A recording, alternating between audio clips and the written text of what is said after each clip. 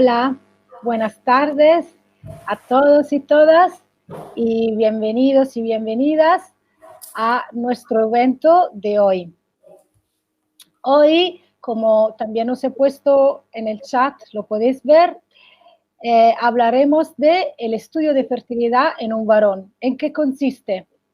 Y el experto de hoy es el doctor Javier Ruiz Romero, médico especialista en andrología, salud sexual y reproductiva y endocrinología masculina de la clínica ReproClinic, que tenemos aquí al lado. Buenas tardes, doctor. Buenas tardes, Miquela. Buenas tardes a todos. Muchas gracias por estar aquí. Un placer estar con vosotros, igualmente. Gracias. Mientras le damos unos 5 minutos de tiempo a que se conecta más gente, voy a presentar un poco de qué se trata esta plataforma y la Sociedad Europea de Fertilidad, que es la sociedad que promueve este webinar y la plataforma MyIVF Answers. Entonces, primero me presento yo soy Miquela Colasanti, soy Country Manager para España de la Sociedad Europea de Fertilidad. Nuestra sociedad es una sociedad empírica que proporciona herramientas, apoyo y educación a pacientes y a clínicas de fertilidad. Y nuestro objetivo es de facilitar y aumentar el apoyo y la experiencia positiva de los pacientes y por eso educa, apoya y ayuda a los pacientes para que su viaje de fertilidad sea más agradable basado en el cuidado. Y también apoya a las clínicas de fertilidad a través de la enseñanza y la capacitación de su personal de salud y atención al paciente, estableciendo guías de atención, recomendaciones y certificación de sus procesos. Como os he anunciado antes, hoy hablaremos de infertilidad con nuestro experto, el doctor Javier Ruiz, de la clínica ReproClinic.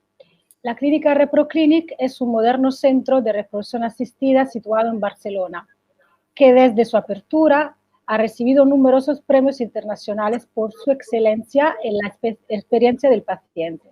ReproClinic tiene un método propio cuyo enfoque se basa en atención personalizada al paciente, viaje de fertilidad sin estrés y apoyo integral. Y el experto que tenemos hoy es el doctor Javier Ruiz Romero, médico especialista en andrología, salud sexual y reproductiva y endocrinología masculina. Tiene más de 30 años de experiencia ejerciendo en todas las vertientes de la andrología clínica y quirúrgica, especialmente en la salud reproductiva.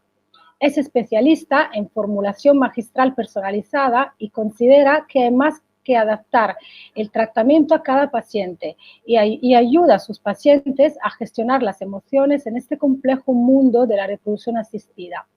Tiene experiencia clínica tanto en la gestión de pacientes del sistema público como en el sector privado y en la dirección médica de diversas instituciones dedicadas a la reproducción asistida. Entonces, como os he dicho antes, hoy hablaremos del estudio de fertilidad en un varón y en qué consiste. Entonces, os dejo con nuestro experto, doctor Javier Ruiz Romero, médico especialista en andrología, salud sexual reproductiva y endocrinología masculina de la clínica ReproClinic. Y también os acuerdo que podéis hacer aquí abajo en el chat todas las preguntas que después de la presentación de nuestro experto yo voy lanzando en la pantalla y vamos contestando una a una. Entonces, en este momento yo dejo la palabra al doctor y desaparezco de la pantalla y os dejo aquí con el tema de hoy. Muchas gracias, Miquela, y muchas gracias a la Sociedad Europea de Fertilidad. Y también muchas gracias a todos los que dedicáis un tiempo a abrir esta ventana en vuestro ordenador y escuchar un tema que creo que puede ser de vuestro interés y que espero que así sea, que con poco tiempo os pueda dar una visión de en qué consiste el estudio de fertilidad en el varón. Lo primero es, Miquel estaba hablando mucho de que soy andrólogo, es decir, ¿qué es un andrólogo? Un andrólogo es, para hacerlo corto y claro, sería el ginecólogo del hombre, ¿vale?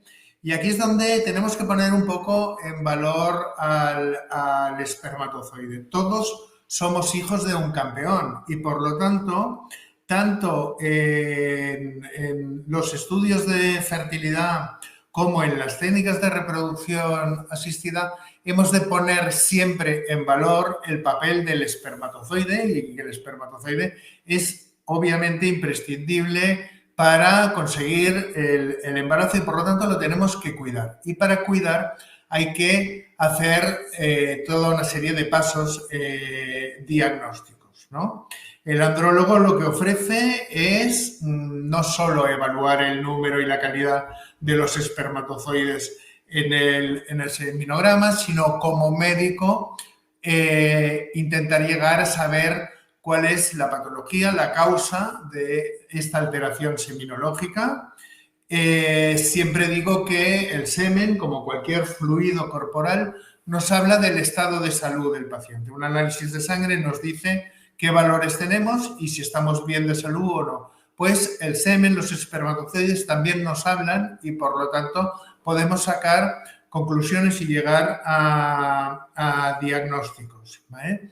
¿Esto por qué? Para mejorar, obviamente, las posibilidades de gestación, pero también para procurar una mejor salud general del varón. Y lo que intentamos desde ReproClinic es explicarlo con empatía, con capacidad de comunicar los resultados y de daros soluciones y posibilidades que cumplan vuestras expectativas. La infertilidad, esto es un dato que hemos de tener siempre muy presente, es una enfermedad ya considerada por la Organización Mundial de la Salud y afecta a más de 70 millones de parejas en todo el mundo. Y en 2 de cada 3 problemas de fertilidad está involucrado el factor masculino, es decir, la calidad o la capacidad fecundante de los espermatozoides, ¿vale? ¿Por qué pasa esto? ¿Qué es lo que más influye y por qué es un porcentaje que va aumentando con el tiempo? Porque hay 3 factores básicos que intervienen mucho. Uno es la edad. Se habla mucho de la edad de la mujer, de la edad de los óvulos, de la reserva ovárica, que obviamente va disminuyendo a medida que nos hacemos mayores, pero en el varón también se ha demostrado que la fertilidad disminuye un 23% anual a partir de los 35 años, ¿vale? Además, hay toda una serie de factores ambientales, desde el estrés laboral a lo que respiramos, cómo dormimos, si estamos en la ciudad, si estamos en el campo, todo esto también influye y los hábitos de vida que llevamos, lo que comemos, los tóxicos que ingerimos, o sea, si fumamos, el alcohol, etcétera, todo esto influye mucho en la calidad de los espermatozoides, ¿vale? Además, hay toda una serie de causas, de problemas médicos que pueden provocar problemas de fertilidad. Básicamente, alteraciones cromosómicas, varices en los testículos, que es un problema bastante frecuente y que es solucionable, problemas endocrinos y obesidad, ojo al sobrepeso, ojo a la obesidad, la orquitis, que es la inflamación de los testículos que puede ser o por traumatismo o infecciosa, la exposición, como decíamos, a factores externos como las radiaciones, los medicamentos, los productos químicos, los disruptores endocrinos, que son estrogénicos y por lo tanto feminizan y que están en el subsuelo y pasan a la cadena alimenticia por los vertidos que se hizo en su momento desde el punto de vista de las grandes industrias cuando no estaba regulado. Determinados tipos de plásticos como los bisfenoles y demás. Otro problema puede ser la criptorquidia, que es el mal descenso testicular. Cuando nacemos los testículos deben estar en la bolsa escrotal, pero hay varones que no ocurre este fenómeno y por lo tanto hay que bajar los testículos, ya sea médicamente o quirúrgicamente, y eso puede conllevar ya problemas para la fertilidad futura. El hipogonadismo, que es el mal desarrollo endocrino de todo la masculinización, por decirlo de alguna manera, ¿vale? El consumo de esteroides anabolizantes, cada vez más de moda en los gimnasios, sin control, puede hacer mucho daño, puede llegar a crear azoospermia, o sea, inexistencia de espermatozoides en el eyaculado. La agenesia bilateral de conductos deferentes, que es una consecuencia de la enfermedad fibrosis quística y que se obstruyen o no se desarrollan los conductos que conectan los testículos con la próstata y por lo tanto los espermatozoides, aunque se fabriquen, no pueden salir, y como ya hemos dicho, los traumatismos, las infecciones o a consecuencia de otras intervenciones quirúrgicas que pueden también dañar el aparato reproductor. La prueba básica para ver cómo está la fertilidad del varón es el seminograma. Esto no ha cambiado y sigue siendo así. En un seminograma no solo valoramos el número de espermatozoides y cómo se mueven, que es lo más importante, sino que hay una valoración física, el volumen que eyaculamos, de qué color, qué pH tiene. Todo esto nos informa de patologías que puede haber detrás, ¿vale? Y, como decía, además del número, que ha de ser por encima de 15 millones de espermatozoides en cada mililitro de eyaculado, la movilidad progresiva, que ha de ser superior al 32% de los espermatozoides, o la morfología, que es la forma del espermatozoide, de la carrocería del espermatozoide, que ha de estar por encima de un 4%. La morfología tiene un impacto importante desde el punto de vista de si está alterada, dificulta o imposibilita la entrada del espermatozoide a través de la membrana del óvulo. También miramos si cuántos de estos espermatozoides están vivos y cuántos no, y qué otros elementos celulares, como leucocitos, células inflamatorias, etcétera, puede haber en el semen, ¿vale? Pero el seminograma, siendo muy importante y siendo el gold estándar, la prueba principal, es simplemente una mirada como el helicóptero de tráfico de los espermatozoides, de lo que está pasando. No sabemos quién conduce cada coche, no sabemos qué motor lleva, ni sabemos la manera de ser del conductor. Por lo tanto, estamos haciendo una visión muy panorámica, muy externa de los espermatozoides, que es muy útil, pero que no es suficiente la mayoría de veces. Entonces hemos de entrar en lo que llamamos estudios especiales, que es ya meternos dentro del espermatozoide.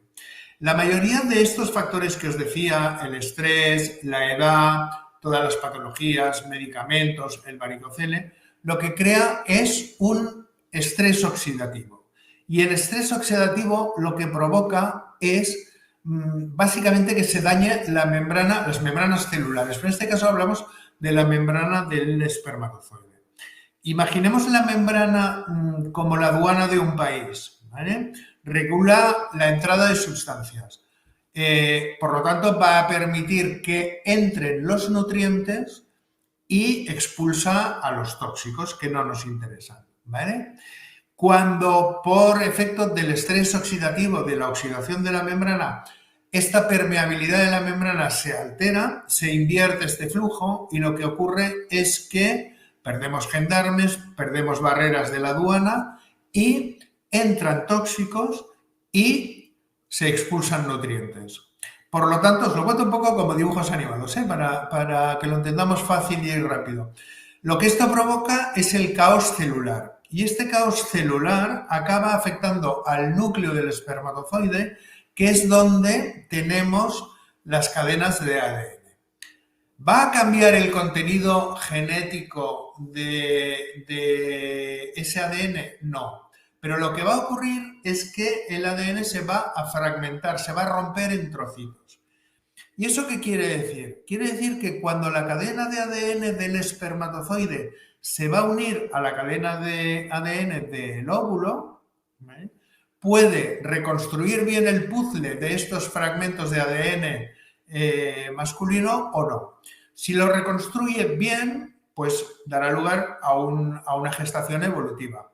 Pero si no lo reconstruye bien, tendremos o bien no habrá fecundación, ¿vale?, o bien se bloqueará o habrá alteraciones en el desarrollo embrionario y, por lo tanto, disminuirá la tasa de implantación embrionaria y aumentará la tasa o las posibilidades de que haya un aborto en las primeras semanas. Otro estudio importante, cada vez más importante, que podemos solicitar y que también tiene que ver con entrar a conocer más el espermatozoide y que no os ha de extrañar que os lo pidan en las clínicas, es el estudio genético FISH, que nos permite analizar alteraciones numéricas de diferentes cromosomas. Principalmente se estudian 5, que son el 13, el 18, el 21, el X y el Y, y que nos habla de alteraciones en estos cromosomas, alteraciones numéricas que pueden ser causa de infertilidad y de problemas que se transmitan al embrión, ¿vale?, y que puede acabar en o no fecundación también o en aborto. Es una prueba que normalmente la indicamos cuando hay abortos de repetición o fallos en técnicas de reproducción asistida, o cuando el laboratorio nos dice que los embriones que se han obtenido en esta pareja pues son embriones, llamaríamos entre comillas, de mala calidad, o sea, no se han ido desarrollando bien, correctamente, ¿vale? Y otro estudio especial también sería el de microdelecciones del cromosoma Y. Este es un estudio que se pide cuando hay muy poquitos espermatozoides o ninguno en el eyaculado, ¿vale?, y se ha descartado que hay una obstrucción de los conductos que sacan los espermatozoides hacia el exterior en el eyaculado. O sea, cuando hay un problema de producción de espermatozoides, sea un problema de producción completo o sea un problema de producción muy severo, ¿vale? Entonces analizamos una parte muy pequeñita del cromosoma Y que nos determina si vamos a encontrar espermatozoides o no al hacer la biopsia testicular en el momento en que veamos que ese varón no tiene espermatozoides en el eyaculado, ¿vale? Entonces vamos a buscar espermatozoides dentro del testículo mediante una punción testicular o abriendo con un pequeño cortejito y sacando tejido, pero el marcador que nos va a decir si tenemos posibilidades o no de encontrar espermatozoides es el de las microdelecciones del cromosoma Y, ¿vale?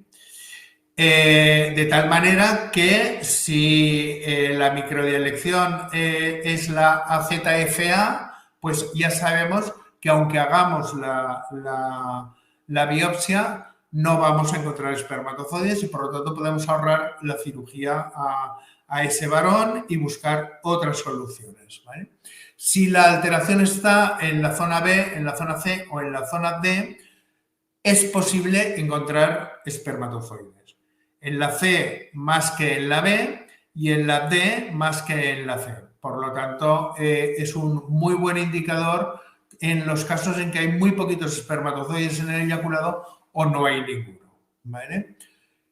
Independientemente de esto, siempre en la consulta pediremos un análisis de sangre, además del seminograma, un análisis de sangre en el que pediremos hemograma y coagulación, estudio bioquímico, o sea, la glucemia, el colesterol y todo esto, las serologías de HIV, hepatitis B, hepatitis C y sífilis, el cariotipo, y ahora obviamente hemos de pedir, antes de cualquier actuación del seminograma o de una técnica de reproducción asistida, hemos de pedir una PCR del virus SARS-2 del coronavirus, ¿vale? ¿Qué otras pruebas podemos solicitaros en la consulta de andrología? Una ecografía o un ecodoppler testicular para descartar varices testiculares. Aquí las veis bien en esto. Esto es una flebografía, no es una ecografía. Esto es una ecografía, que sería un corte transversal de lo que vemos aquí, que vemos las venas hinchadas que retornan la sangre hacia el testículo. Es sangre venosa, por lo tanto, es sangre que va cargada de tóxicos, no de nutrientes, y por lo tanto que empobrece el ambiente donde se van a producir los espermatozoides. Y si sospechamos la presencia de una infección uretral o prostática, tendremos que hacer también un cultivo uretral, ¿vale? Hasta aquí las pruebas. Yo creo que un poco el diagnóstico, haciendo todo esto, lo tendríamos, y a partir de aquí tendríamos que ver si hay patología, si no hay patología y qué tratamiento os podemos ofrecer. El tratamiento puede ir desde complejos vitamínicos, como os ha dicho Miquela en la presentación. En ReproClinic somos especialistas en formulación magistral en fertilidad del varón, por lo tanto hacemos tratamientos como si fuera un sastre a medida, pensando no solo en los datos que nos da el seminograma o todas estas pruebas, sino el ambiente en el que vive el paciente, lo que come, lo que no come, los tóxicos, si hace deporte, si tiene estrés, el índice de masa corporal, etcétera. Todo esto lo tenemos en cuenta para hacer fórmulas a medida, porque creemos que la mejor solución es personalizar el tratamiento. Con estos tratamientos conseguimos mejorar la calidad y la cantidad de espermatozoides, pero obviamente en muchas ocasiones hay que llegar a técnicas de reproducción, pero también es importante afrontar la técnica de reproducción con la mejor calidad y cantidad de espermatozoides, así como con la mejor disposición emocional. Por mi parte, no tendría, creo que es suficiente como explicación, y si a Miquela le parece bien, procederíamos a las preguntas que habéis ido haciendo durante la charla, ¿vale? Y entonces iré leyendo la pregunta e intentándola responder, y espero que no me pongáis en muchos aprietos, ¿vale? ¿Prefieres leer tú, Miquela, la pregunta? Sí, vale. la leo. Pues primero agradecerle por la presentación, porque es a veces en este camino hacia la fertilidad, la parte del varón no se toma tanto en consideración como debería ser, y es verdad que también es una parte muy, muy importante de considerar. Entonces, agradecemos mucho por la presentación, y porque ha sido muy clara y muy, muy interesante. Así que vamos ahora con las preguntas. Yo las lanzo, las leo. Entonces, aquí vamos. ¿Los medicamentos para la artritis pueden afectar la calidad del semen? A ver, en principio diría que sí, pero quiero aclararlo. O sea, hay varios tipos de artritis. Hay artritis reumatoide, artritis psoriásica, etcétera. Y hay varios tipos de tratamiento para cada una de las artritis. Y hay tratamientos que van desde los antiinflamatorios a la fisioterapia. Pero si nos estamos refiriendo, como creo que es el caso, a artritis como la reumatoide de origen autoinmune, los tratamientos de supresión inmunológica sí pueden afectar a la calidad de los espermatozoides. Es recomendable siempre que se pueda hacer un periodo de blanqueo, o sea, un periodo de no tratamiento para la artritis o de disminuir el tratamiento antes de afrontar una técnica de reproducción. Pero obviamente es un tema de prioridades y de poner en la balanza qué es lo más importante. Dependerá también de qué recuento y de qué calidad espermática partimos y de cómo está todo en general, ¿no? Si hemos hecho todas estas pruebas y no sale alteración, pues vale la pena no dejar el tratamiento para la artritis, ¿no? Vale, muchísimas gracias. Seguimos con más preguntas. ¿Se puede curar la azoospermia? También depende. Soy un poco, me sabe mal contestar así, pero hay dos casos, o sea, dos tipos de azoospermia, ¿no? Tenemos la azoospermia obstructiva y la azoospermia, llamémosle, productiva, ¿no?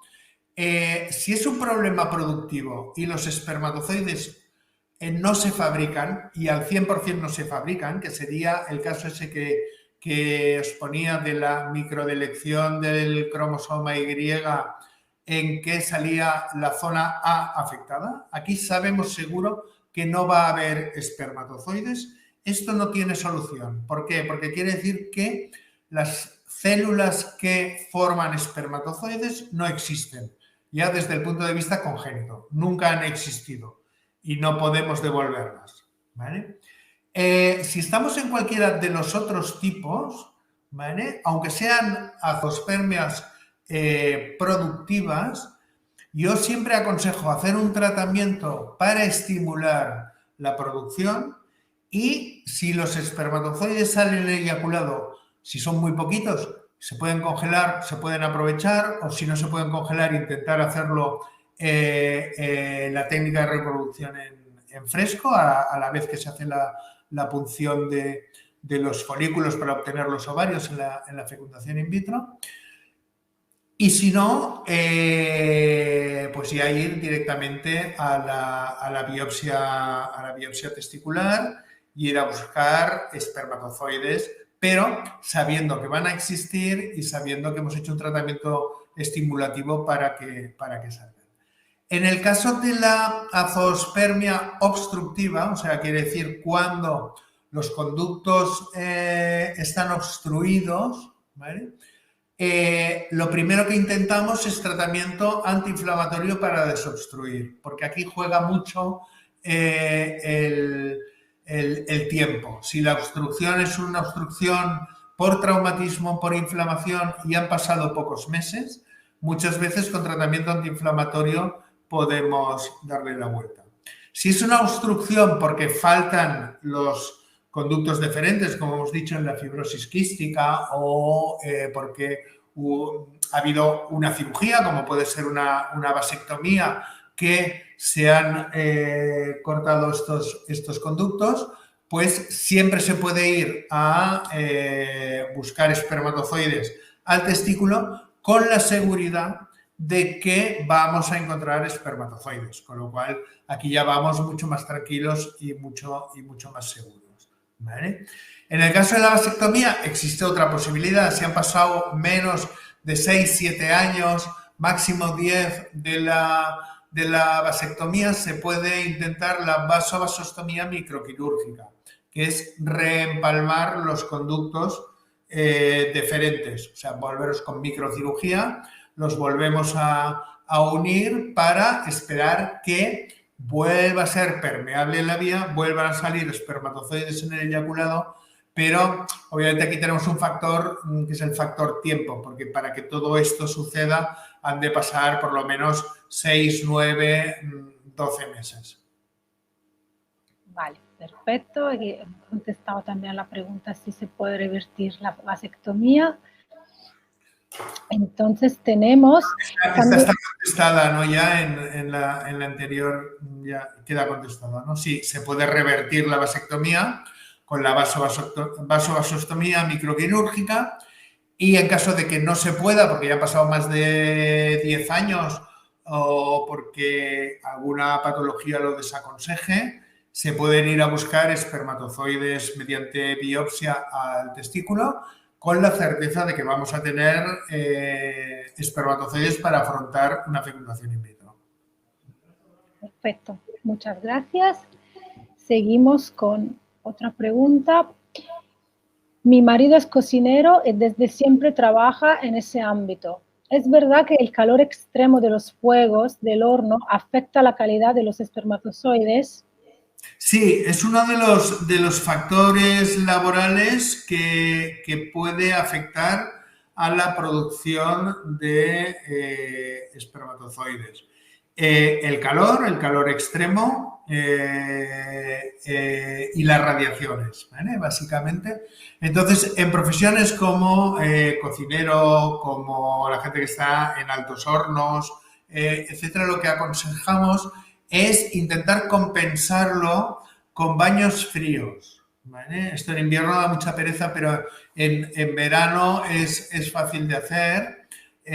Puede ser en mar, puede ser en bañera, puede ser en piscina, pero baños con agua fría que compensen el calor que perjudica bastante la producción espermática. Es un poco el mismo efecto que si tuviéramos los testículos dentro, no descendidos, ¿no? En vez de en el escroto, en la bolsa, tenerlos dentro, ¿vale? O sea, pensar que los testículos están fuera del abdomen, no para que nos llevemos patadas y nos duelan, sino porque para funcionar bien necesitan 2 grados menos de temperatura que el interior del cuerpo.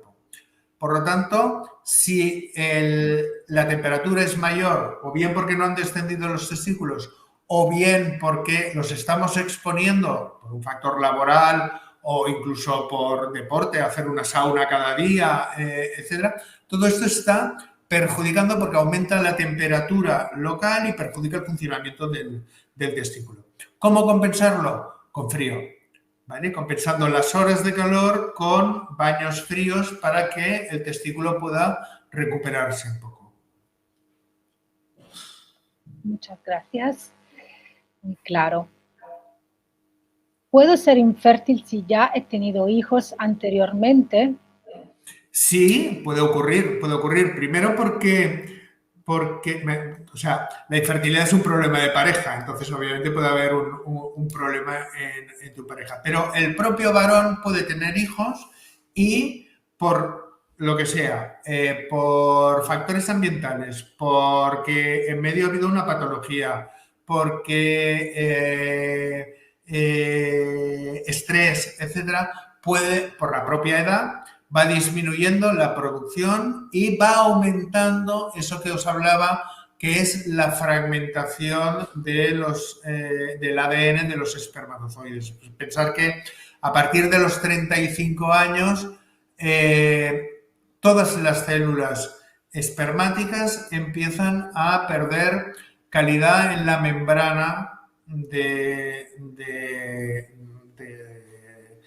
sus células, ¿no? De los espermatozoides, y por lo tanto son más proclives a que haya fenómenos de fragmentación y eso conlleva a infertilidad, conlleva a que pueda haber embriones que no fecunden o abortos de repetición. Muchas gracias. Seguimos. Mi marido es celíaco. ¿Afecta la fertilidad? En principio, si es solo celíaco, no debería afectar. Si además tiene un síndrome de absorción intestinal y eso conlleva que haya vitaminas que no se estén absorbiendo bien, pues habrá que suplementarlo adecuadamente. Habrá que suplementarlo normalmente por vía sublingual, porque la absorción es mejor que la intestinal, pero a ver, no va a ser un impedimento, se puede suplementar y se puede, aunque le afecte a la fertilidad, se puede mejorar con tratamiento. Muchas gracias. ¿Cada cuánto hay que hacer el seminograma para monitorear si el semen sigue estando bien? Esta es una pregunta que me gusta mucho, Ana, porque muchas veces vuelvo a acordaros en la imagen que os ponía del helicóptero, ¿no? Imaginar que el helicóptero ha hecho una foto. Eso es un seminograma. Eso nos da información de un momento puntual, pero obviamente no nos podemos conformar con un único seminograma, ¿vale? Lo ideal es por lo menos tener dos para ver si se mantiene la tendencia y salen más o menos parecidos. Si hay disconformidad entre los dos seminogramas, hay que pedir un tercero, ¿vale? Un poco para desempatar. Y esto estaríamos hablando en el diagnóstico, ¿vale? Una vez tenemos el diagnóstico y implementamos, por ejemplo, un tratamiento, depende del tipo de tratamiento. Nosotros tenemos tratamientos de 90 días, que es lo que tarda en fabricarse un espermatozoide, entre 70 y 90 días. Tenemos tratamientos de 45 días, que es lo que tarda en madurar el espermatozoide.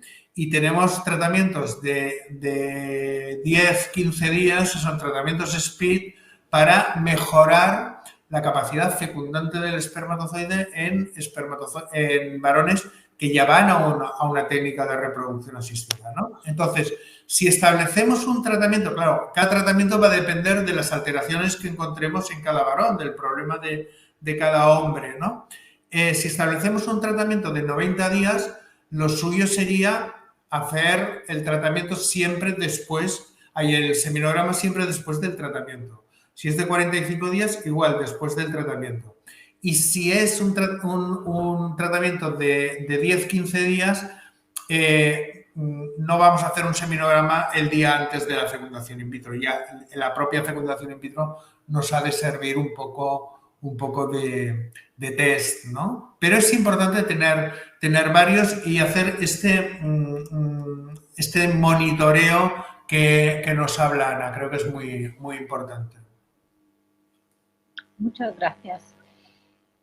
Tenemos más preguntas.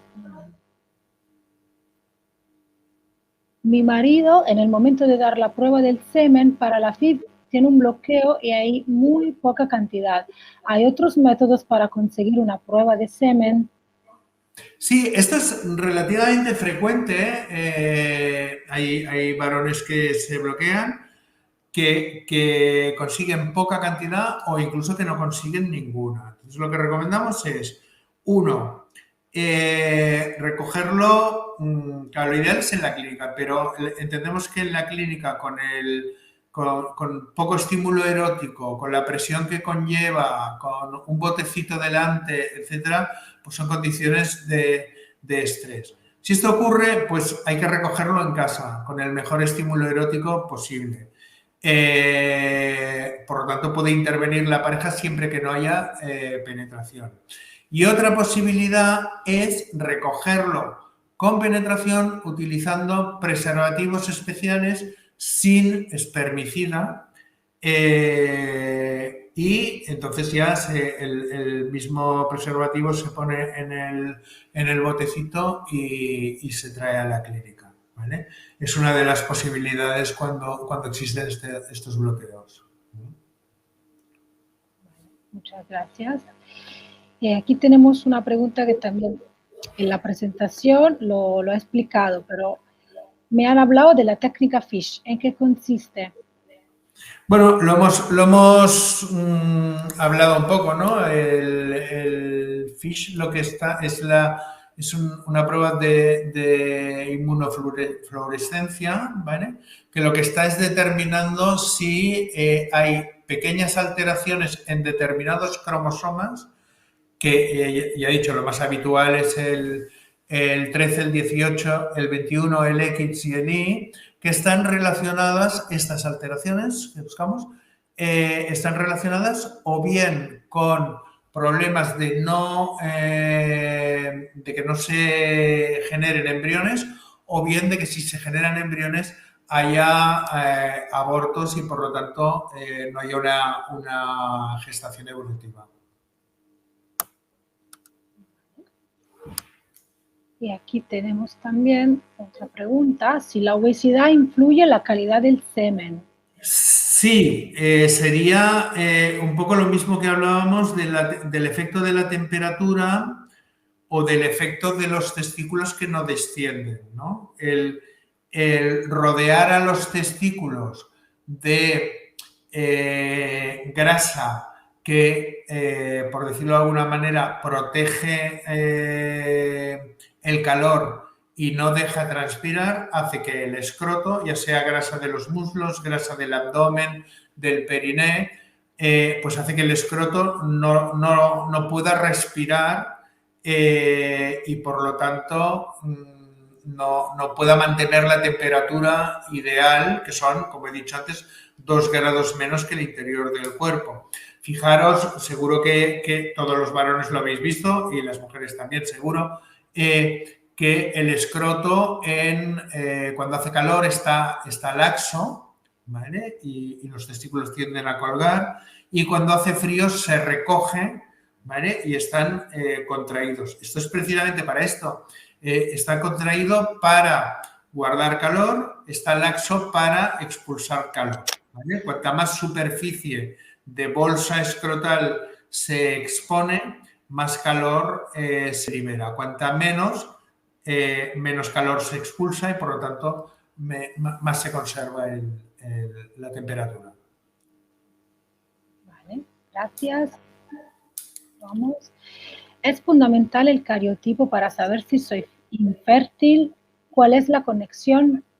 Sí, claro, el cariotipo es una de las pruebas que es inevitable hacer. O sea, el cariotipo es una aproximación, bueno, muy fiable, pero un poco también como el helicóptero de cómo están los cromosomas, ¿vale? Y entonces hay determinadas alteraciones que ya se ven en el cariotipo que ya nos dicen que va a haber un problema de infertilidad, ¿vale? Que hay una traslocación o que un trozo de un cromosoma se ha ido a otro, o que hay una trisomía o que hay una monosomía, o sea que solo hay un alelo de cada uno de los dos cromosomas que ha de haber, ¿vale? O bien que hay un cromosoma X de más o que falta uno de los cromosomas sexuales, etc.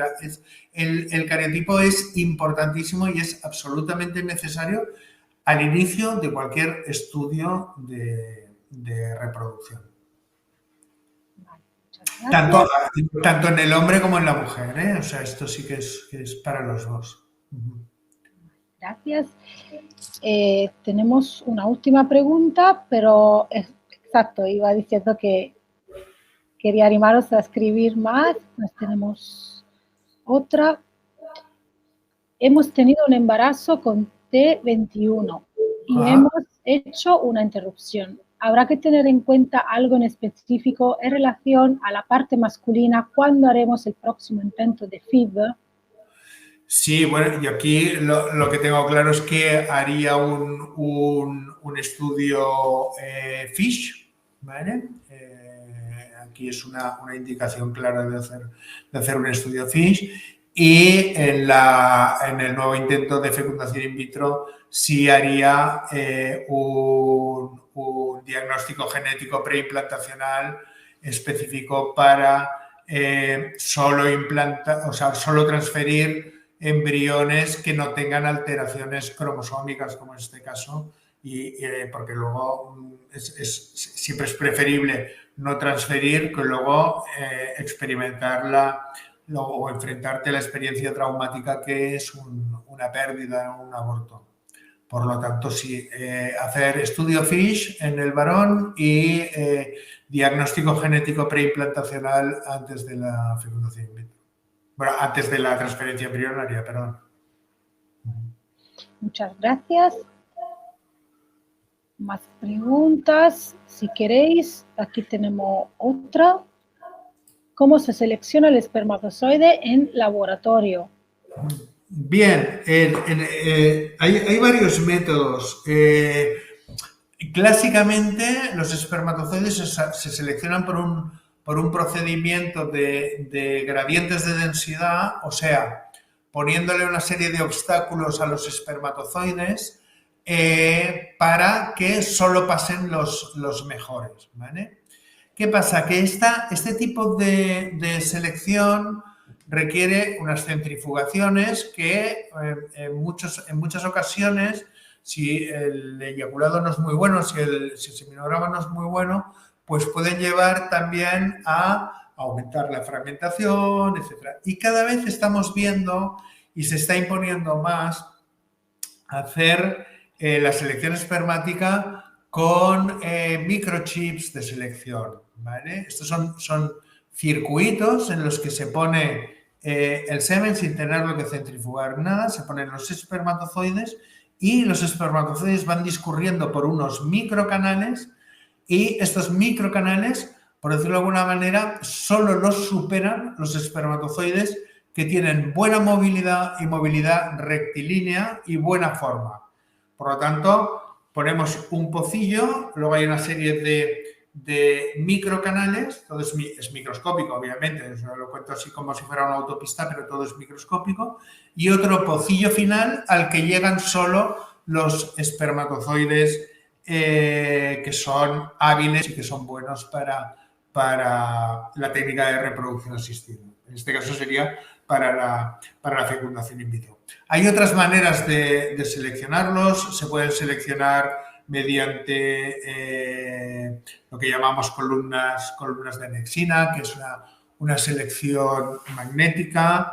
Se pueden también seleccionar a través de pasarlos por medios muy densos y que solo los que consigan pasar este medio denso son los que realmente son hábiles para fecundar. Hay varias maneras y cada vez nos estamos planteando más dejar las que requieren centrifugación, porque vemos que lo que hacen es fragmentar, e irnos más a las nuevas maneras de seleccionar, que son estas que digo de los microcanales, los chips de microcanales. Muchísimas gracias. Las preguntas y las respuestas sobre todo han sido muy, muy claras. No tenemos más preguntas de momento, pero os recuerdo que el video completo lo estamos grabando y a partir de mañana lo tenemos disponible en nuestra página web. Así que si de momento no tenemos más preguntas, quiero agradecer al doctor Javier Ruiz Romero de ReproClinic. Muchísimas gracias. La verdad que ha sido un webinar muy interesante y agradecer a las personas que han estado presentes en el webinar y a todas las que nos verán en un futuro. Y también quiero deciros que aquí vais a encontrar el video. Entonces, en la página de YouTube de My IVF Answers, en la página Facebook y también en nuestra página de Instagram, bueno, nuestro perfil Instagram, vamos a cargar y colgar todas las próximas informaciones sobre próximos eventos y también podéis contactar directamente con nuestro experto, el doctor Javier Ruiz Romero.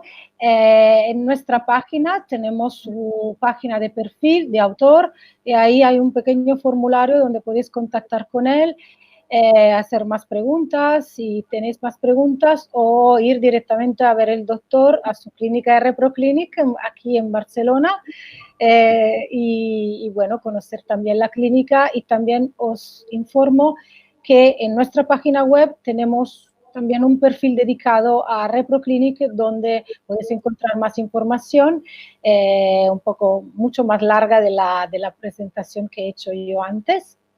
Y bueno, aquí estamos. Ha sido un grandísimo placer para mí y muchas gracias al doctor Romero. Gracias a ti, Mía, gracias a My IVF Answers, gracias a la Sociedad Europea de Fertilidad y gracias a todos los que han estado escuchando y, como bien dices, nos escucharán en un futuro en el vídeo por dedicarnos este tiempo, y gracias no solo en mi nombre, sino en nombre de todos los compañeros de ReproClinic que hacen posible que trabajemos de esta manera y que podamos ofreceros este tipo de medicina de la reproducción tan personalizada y tan próxima. Muchas gracias y ha sido también un verdadero placer. Vale, muchas gracias entonces a todos y todas. Y bueno, a partir de mañana vais a tener el video en nuestro canal de YouTube. Y gracias y buenas noches a todos y todas. Gracias, doctor. Gracias, ReproClinic. Gracias. Chao. Chao. Chao. Chao.